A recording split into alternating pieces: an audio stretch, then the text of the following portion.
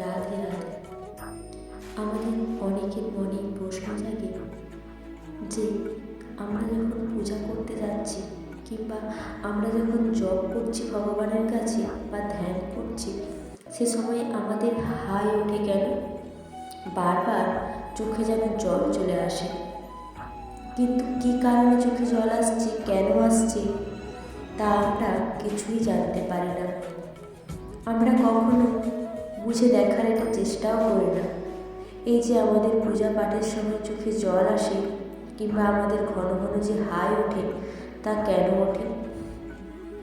বন্ধুরা, আজকে এই বিষয় নিয়ে বিস্তারিত আলোচনা করব আপনাদের সাথে।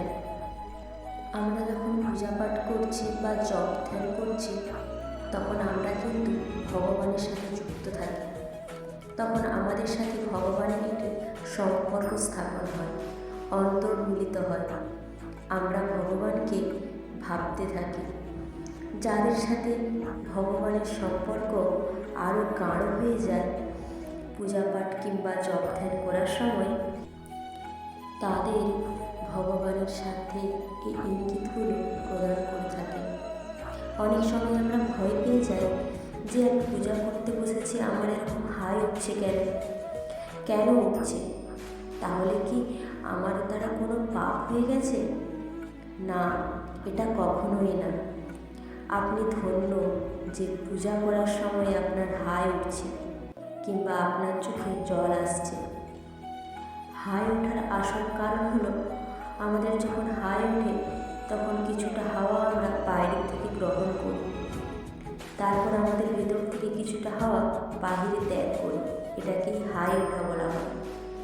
আসলে পরমাত্মা সেই বাইরের হাওয়ার সাথে আমাদের শরীরের অভ্যন্তরে আমাদের যে প্রাণবায়ু, অর্থাৎ পরম আত্মার যে অবিচ্ছেদ্য অংশ, সেই আত্মার সাথে মিলন করায় আমাদের।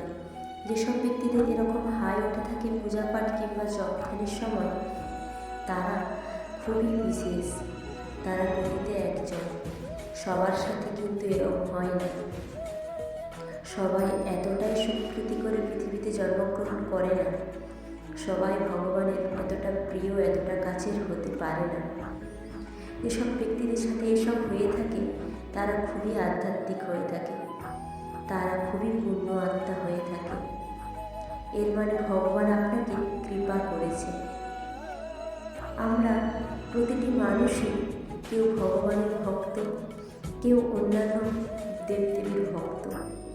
আমরা যখনই আমাদের মন্দিরে আমাদের সেই প্রিয় দেবদেবী কিংবা ভগবানের বিগ্রহের সামনে গিয়ে বসি, আমরা যখন পূজা করি বা আরাধনা করি বা আরতি করি, আমাদের চোখের জল আসে। কিন্তু সে সময় আমাদের যে হৃদয়ের যে দুঃখগুলো লুকিয়ে আছে তা নয়। আমরা নিজেরাও বুঝতে পারি না আমাদের কেন এরকম আমাদের হয়। প্রত্যেকটি মানুষ যখন জন্মগ্রহণ করছে, সে বিভিন্ন দেব বা দেবীর কিংবা ভগবানের একটি সত্তা নিয়ে জন্মগ্রহণ করে। এই যে আমরা মানুষরা কেউ ভগবান শ্রীকৃষ্ণকে ভালোবাসি, ভক্তি করি, কেউ ভোলেনাথকে ভক্তি করি বা ভালোবাসি। আমরা যে ভক্তি করি কেন বা কী করি, আমরা কি কখনো এটা ভেবে দেখেছি? কখনোই দেখিনি। আমাদের প্রতিটি মানুষের পূর্বজন্মের আর এ জন্মের সাথে একটা সম্পর্ক থাকে। আমরা পূর্বজন্মেও ঠিক সেই দেবদেবী কিংবা ভগবান শ্রীকৃষ্ণকে আমরা ভালোবাসতাম। এ জন্মেও আমরা সেই একই সত্তাতেই জন্মগ্রহণ করেছি, যার জন্য আমরাও এই জন্মেও সেই দেবদেবীকে আমরা ভালোবাসি। যেসব ব্যক্তিদের পূজা পাঠ কিংবা জপ ধ্যান করার সময় চোখে জল আসে কিংবা ঘন ঘন হাই ওঠে, জানবেন ভগবান বিশেষ একটি ইঙ্গিত দিচ্ছেন যে তিনি আপনার খুব কাছে আছে। যে সমস্ত মানুষদের সাথে এরকম হয়, তারা কোটিতে একজন। কারণ সবার সাথে কিন্তু এরকম হয় না। সব মানুষই এতটা স্বীকৃতি করে আসে না এই পৃথিবীতে।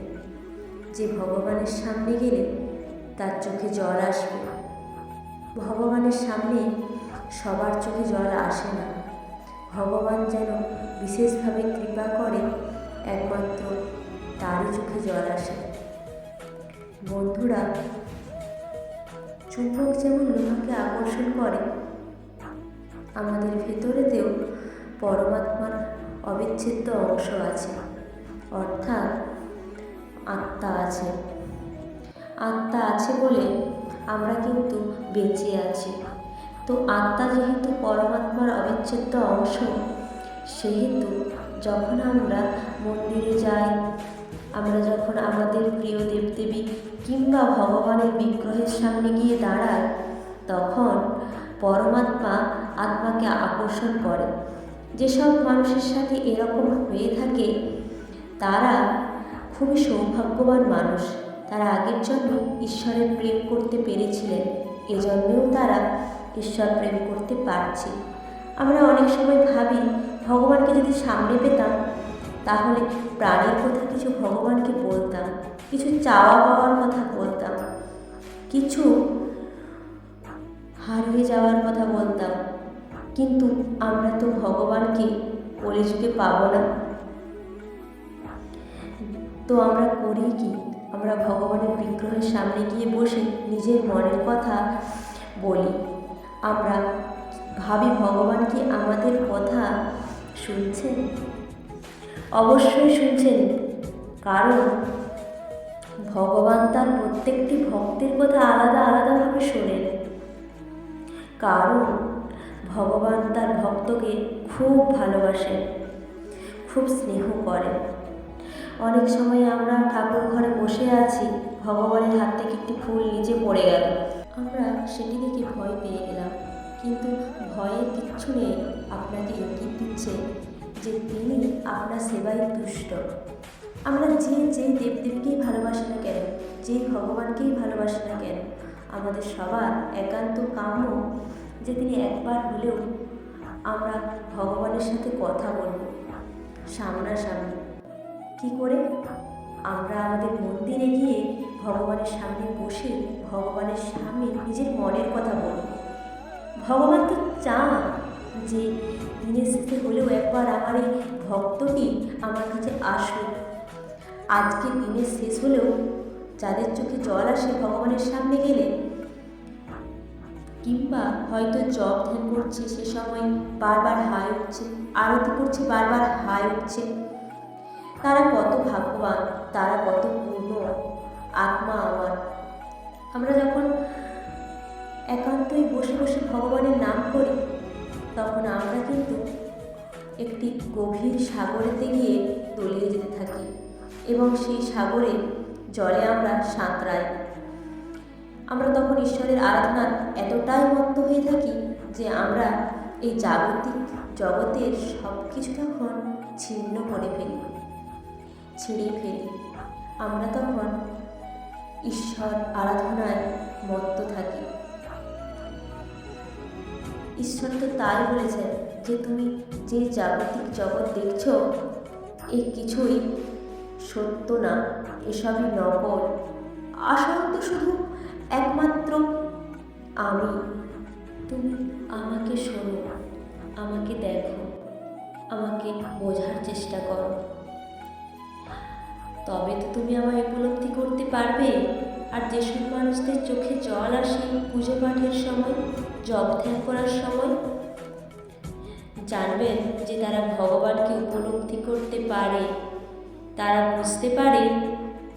এইসব মানুষরা একটু উদাসীন হয়ে থাকে, তারা থাকে ভগবানের কাছে প্রেমে হারিয়ে যায়।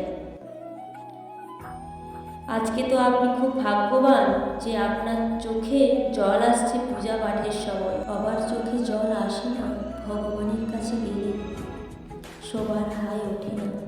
এই খুব দামি জিনিস। শুধুমাত্র যারা ভগবানকে ভালোবেসে ভগবানের প্রেমে ডুবে গিয়েছে তাদের চোখে জল আসে। হরে কৃষ্ণ, রাধে রাধে।